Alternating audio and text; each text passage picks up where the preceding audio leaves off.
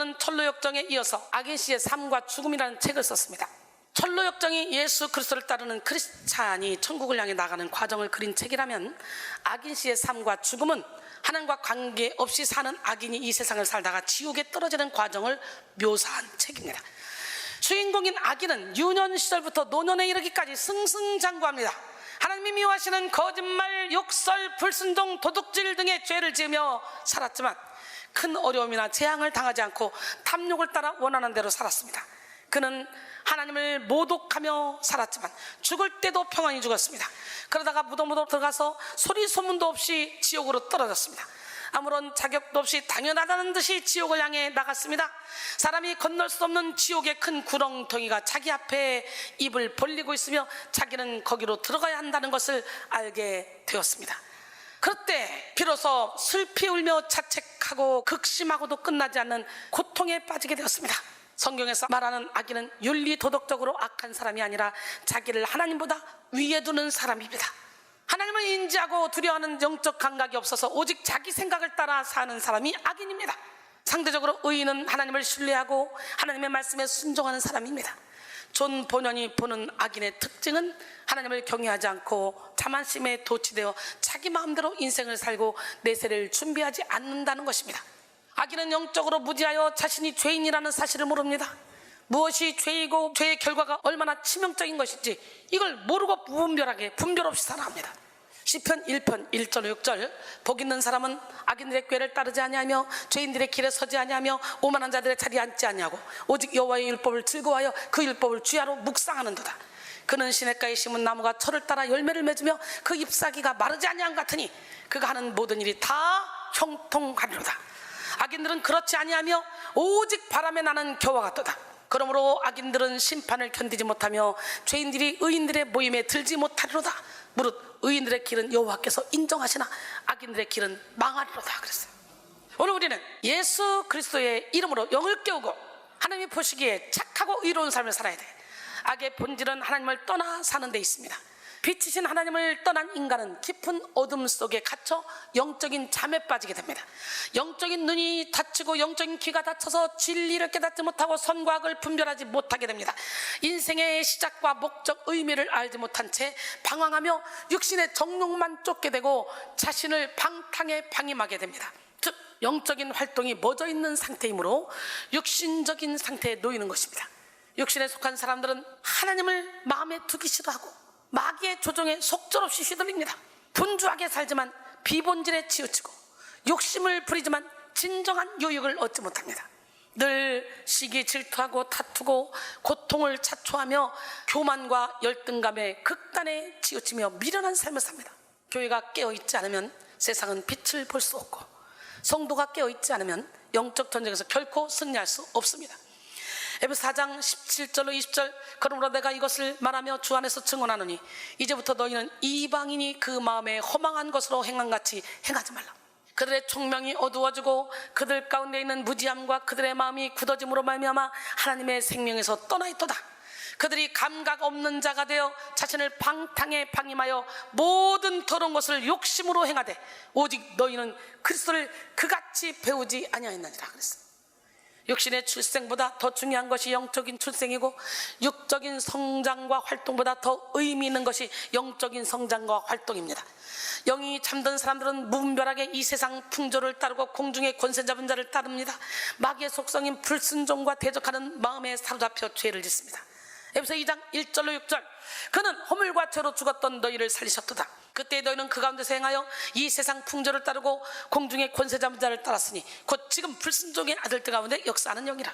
전에는 우리도 다 그 가운데서 우리 육체의 욕심을 따라 지내며 육체와 마음이 원하는 것을 하여 다른 이들과 같이 본질상 진노의 자녀였더니 긍휼이 풍성하신 하나님이 우리를 사랑하신 그 큰 사랑을 인하여 허물로 죽은 우리를 그리스도와 함께 살리셨고 또 함께 일으키사 그리스도 예수 안에서 함께 하늘에 앉히시니 우리는 이 땅에 살지만 우리의 영혼의 소속은 하늘에 있습니다. 우리의 시민권은 하늘에 있습니다. 그러니까 영육이 이 땅에 살고 있지만 우리 속사람 영은 이미 하늘에 소속되어 있기 때문에 하늘에 살고 있어서 우리가 진짜 영이 깨어나면 이 세상의 환경 때문에 휘둘리지 않습니다. 깊은 바다처럼 언제나 평온을 유지할 수 있습니다. 영이 깨어납시다. 성도는 십자가의 능력으로 존재의 본질인 영을 깨우고 오직 성령으로 살아야 돼. 영으로 기도하고 영으로 찬양하며 영으로 사명을 감당해야 돼. 우리의 영 안에는 하나님이 부여하신 생명과 능력이 있고 하나님을 향한 갈급함이 있습니다. 그래서 영이 깨어나야 하나님과 깊은 사귐을 누리며 하나님의 뜻을 이루는 위대한 삶을 살 수가 있는 거예요. 영으로 살 때 우리의 삶은 천국과 연결되어 성령의 인도를 받을 수 있습니다.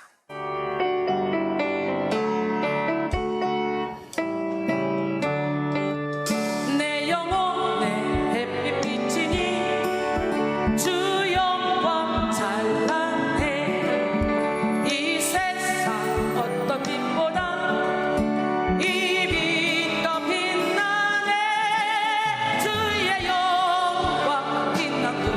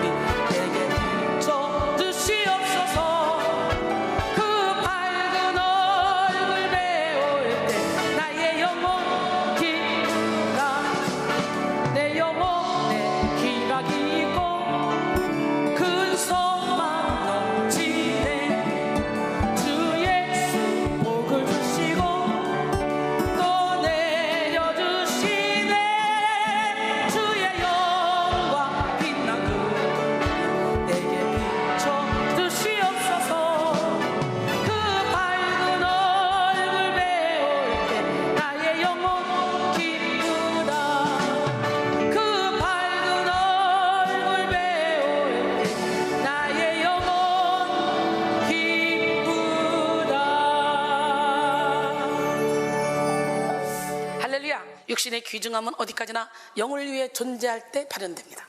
우리의 영은 육이 없이 이 땅에 존재할 수 없기에 우리는 영적 생명을 위해 육을 소중히 여겨야 합니다. 영육이 연결되어 있음을 이해하고 영을 위해 육을 지켜야 되고 영의 건강이 육의 건강에도 영향이 있음을 알아야 합니다. 고린도전서 15장 41절로 44절 해의 영광 다르고 달의 영광 다르며 별의 영광이 다른데 별과 별의 영광이 다르도다. 죽은 자의 부활도 그와 같으니 썩을 것으로 신고 썩지 않을 것으로 다시 살아나며 욕된 것으로 신고 영광스러운 것으로 다시 살아나며 약한 것으로 신고 강한 것으로 다시 살아나며 육의 몸으로 신고 신령한 몸으로 다시 살아나니 육의 몸이 있은즉 영의 몸도 있느니라. 존 웨슬리는 인간의 상태를 세 가지로 구분했어요. 영이 잠들어 영적인 일에 무관심한 사람은 자연적 상태, 하나님과 분리를 인식하고 있지만 진정한 기쁨과 평안은 없는 율법적 상태, 영이 깨어 하나님의 은혜 가운데서 참된 기쁨의 삶을 사는 복음적 상태입니다. 우리는 복음적 상태로 참된 기쁨과 평강 가운데 거해야 됩니다. 항상 기뻐하라, 시름하고 기도하라, 범사에 감사하라. 이것이 하나님의 뜻이라고 살전 5장 16절로 18절까지 말씀하시잖아요. 근데 오늘날 너무도 많은 사람들이 영으로 살지 못하고 육적으로만 살아가. 육의 몸이 있을 때 영도 살찌울 수 있는데 육의 몸이 있을 때 육신의 정욕만 신나게 쫓아가는 거예요. 십자가에서 죽으시고 부활 승천하신 예수 그리스도를 믿는다고 하면서도 여전히 두려워하고 불안해하고 여러 가지 시기, 미움, 다툼, 욕심, 교만, 질투 등의 죄에 묶여서 살아가는 사람이 많습니다. 십자가의 공로를 안다고 하면서도 영적 전쟁을 두려워하고 천국을 믿는다고 하면서도 세속적인 삶에 집착하는 사람이 많죠. 곧 오실 예수 그리스도를 기다린다고 하면서도 동일하게 죄를 짓고 육체의 일을 반복하며 사는 사람이 많아요. 이는 영이 깨어나지 않았기 때문이에요.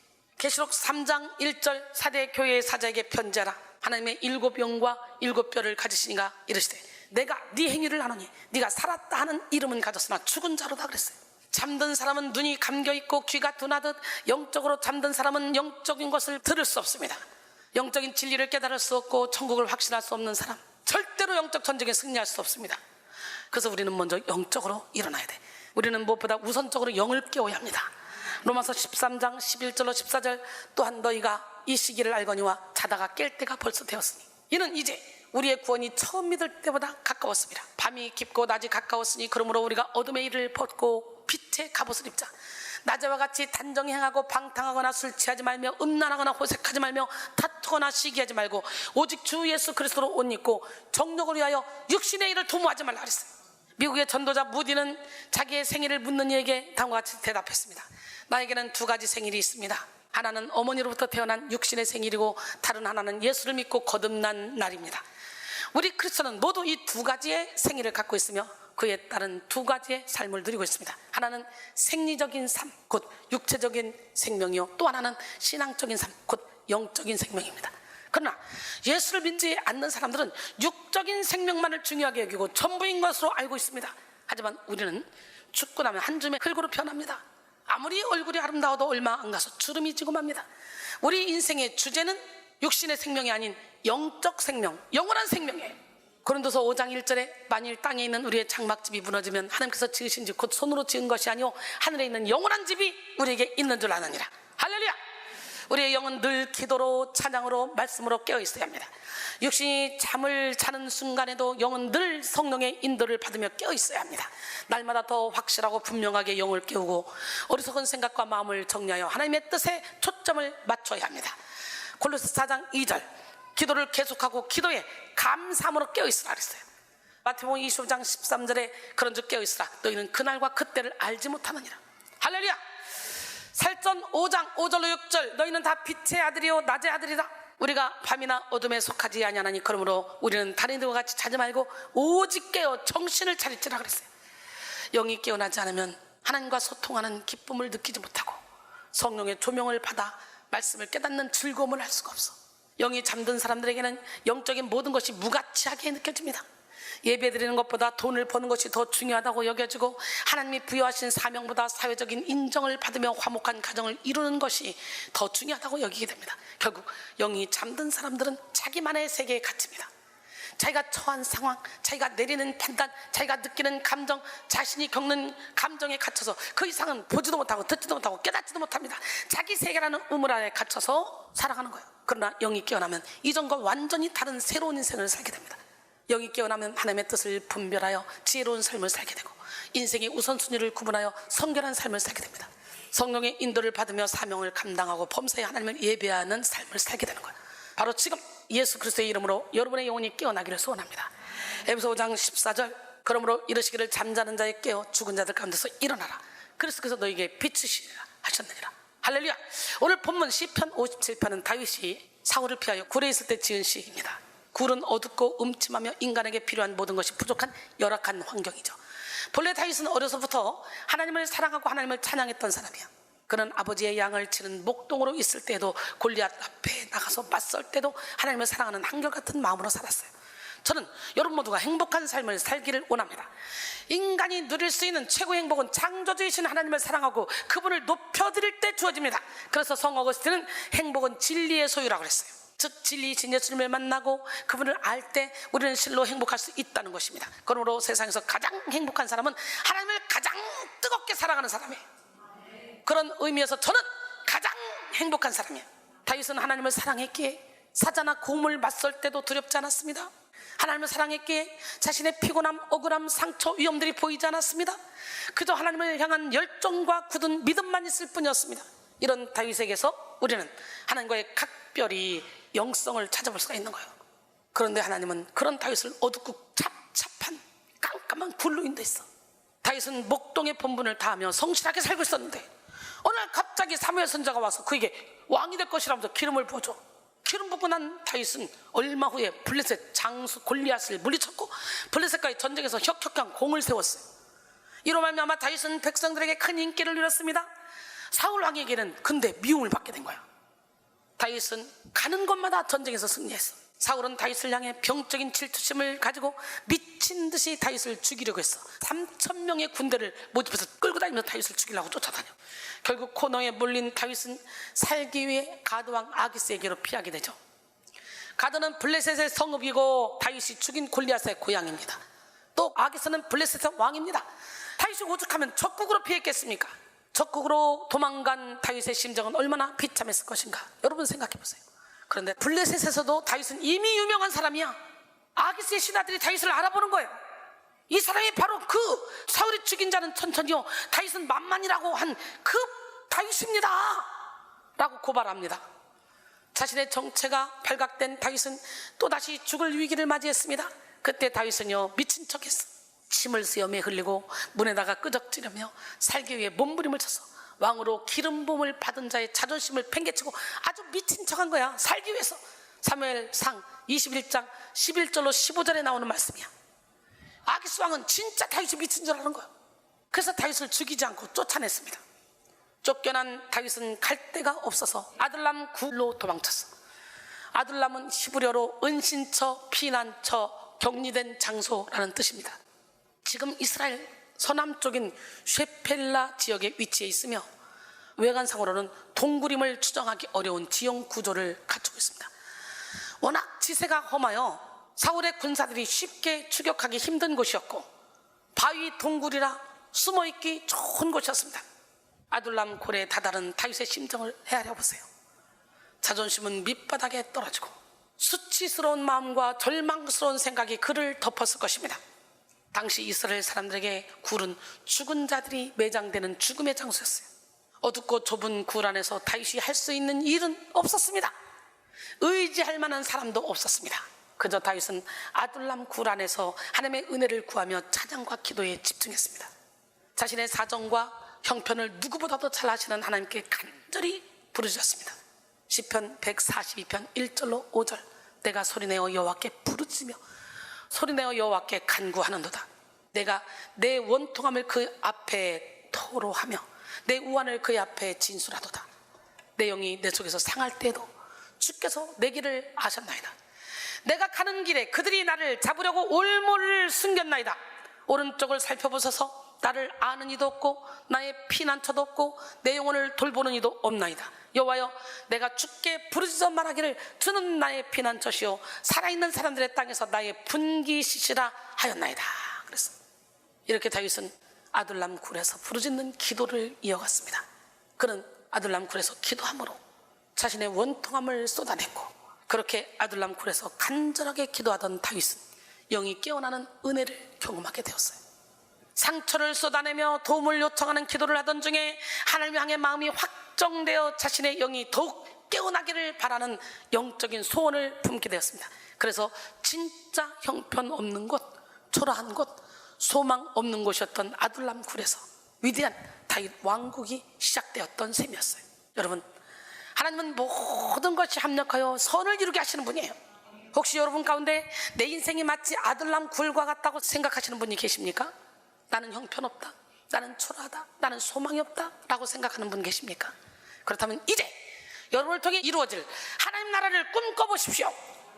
아둘람 굴이 위대한 다윗 왕국을 이룬 것처럼 아무것도 아닌 우리 인생이 하나님 나라로 이루어질 것입니다. 오늘 본문 7절, 하나님이여 내 마음이 확정되었고 내 마음이 확정되었사오니 내가 노래하고 내가 찬송하리이다.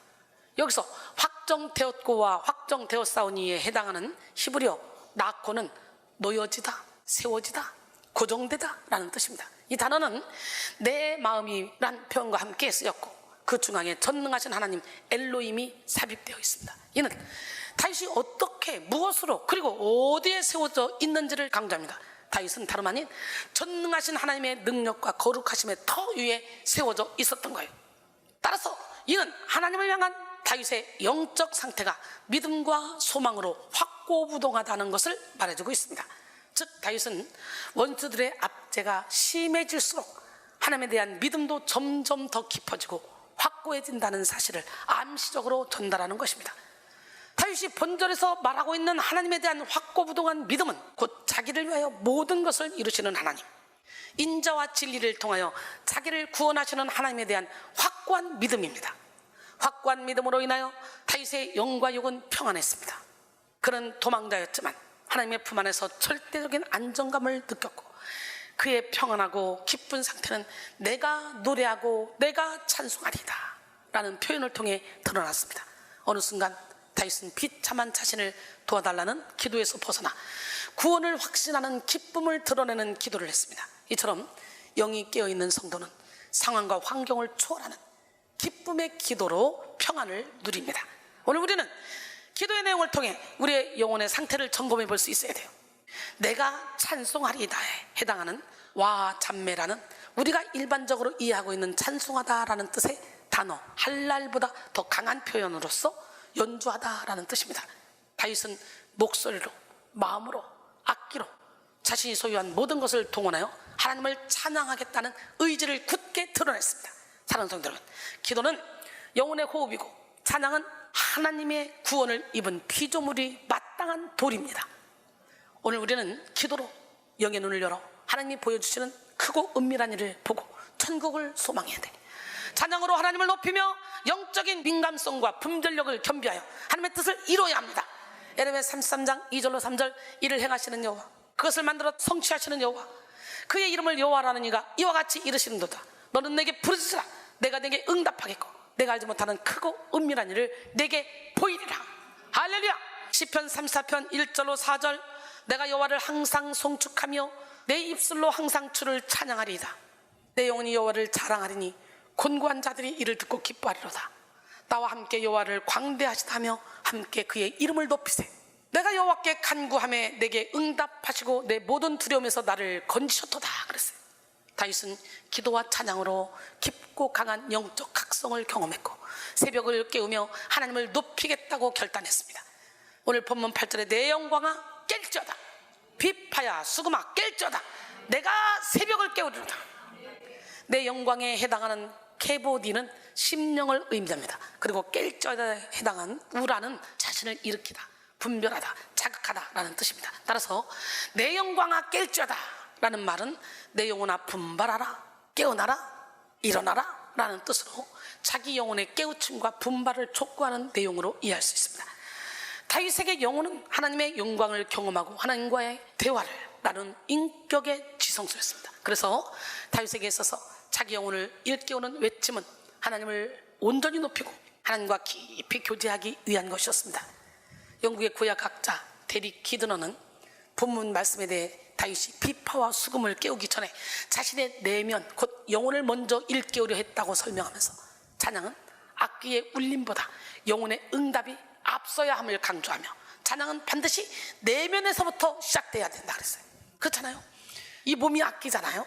여기 내면에서부터 시작돼야 돼. 찬양은 즉 기쁨의 찬송과 감사의 노래를 부르기 위하여 자기의 영혼이 깨어나 분발해야 한다는 거예요. 가슴에 손 얹으시고 영을 깨워주세요. 조신 하나님, 좋으신 하나님, 참 좋으신 나의 하나님,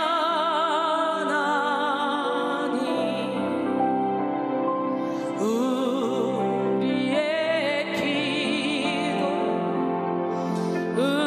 응답해 주시는 참 좋으신 나의 하나님,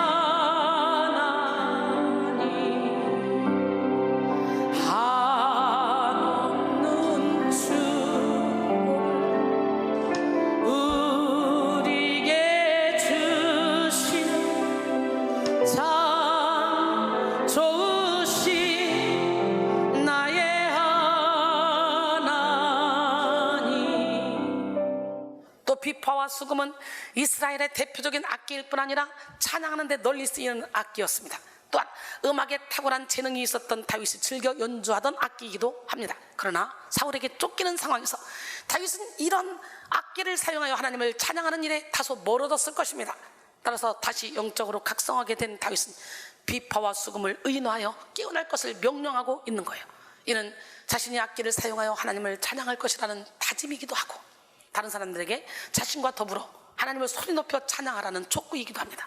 또 다윗은 앞으로 계속해서 새벽을 깨우는 데 힘쓰겠다는 다짐을 합니다. 그런데 새벽은 자연히 오는 것이지 다윗이 깨운다고 깨워지는 게 아니잖아요. 다윗이 새벽을 깨우겠다는 말은 자신이 새벽마다 깨어 하나님을 찬양하겠다는 의미로 이해해야 합니다. 새벽에 찬란한 태양이 밝아옴에 따라 어둠이 자취를 감추는 것처럼 찬양을 통해 자신의 침체된 영혼을 깨우고 암울하고 고통스러운 상황을 극복해 나가겠다는 거예요. 이렇게 다윗은 영적 각성을 결단하며 기도와 찬양에 몰입했고, 그의 기도를 들으신 하나님은 놀라운 역사를 일으키셨어. 다윗의 형제와 아버지의 온 집이 아둘람 굴에 다윗을 찾아오기 시작했고, 많은 사람들이 아둘람 굴에 숨어있는 다윗을 찾아왔습니다. 사무엘상 22장 1절로 2절. 그러므로 다윗이 그곳을 떠나 아둘람 굴로 도망하며 그의 형제와 아버지의 온 집이 듣고 그리로 내려가서 그에게 이르렀고, 환난당한 모든 자와 빚진 모든 자와 마음이 원통한 자가 다 그에게로 모였고, 그는 그들의 우두머리가 되었는데 그와 함께한 자가 400명 가량이었더라. 이렇게 다윗의 아둘람 공동체가 만들어졌는데요, 그야말로 상처 덩어리, 억울함 덩어리, 연약함 덩어리, 오합지졸로 아둘람 공동체가 만들어졌어. 다윗은 이 400명을 데리고 예배하기 시작했습니다. 세상 교육이나 군사 훈련을 시킨 것이 아니라 하나님만 바라보며 하나님께 기도하고 하나님을 찬양하는 일에 집중하기 시작했습니다. 결국 하나님은 이 연약한 아둘람 공동체 위에 강력한 성령의 능력을 부으시고, 이들이 사울의 왕권을 무너뜨리고 다윗 왕조를 창출해낸 주동 세력이 되게 하셨습니다. 결국 아둘람 공동체는 단지 정권 창출의 세력만으로서가 아니라 예수 그리스도의 초림을 위한 다윗 왕조의 정치와 경제, 사회, 문화를 이끈 핵심 세력이 되었어요. 결론적으로 사랑하는 성도 여러분, 예수 그리스도의 이름으로 영을 깨웁시다. 영이 깨어나야 인생의 의미와 목적을 분별할 수 있고 성령의 능력으로 초월적인 삶을 살 수 있습니다. 영이 깨어나면 창조주 하나님과 소통하며 비전을 보게 되고 힘있게 주의 일을 이루어가게 됩니다. 이 시간 여러분 모두가 다윗처럼 인생에 당면한 고난을 기도의 동력으로 만들어 영을 깨우고 하나님의 역사를 온몸으로 체험하며 사명을 감당하시기를 주님의 이름으로 축원합니다.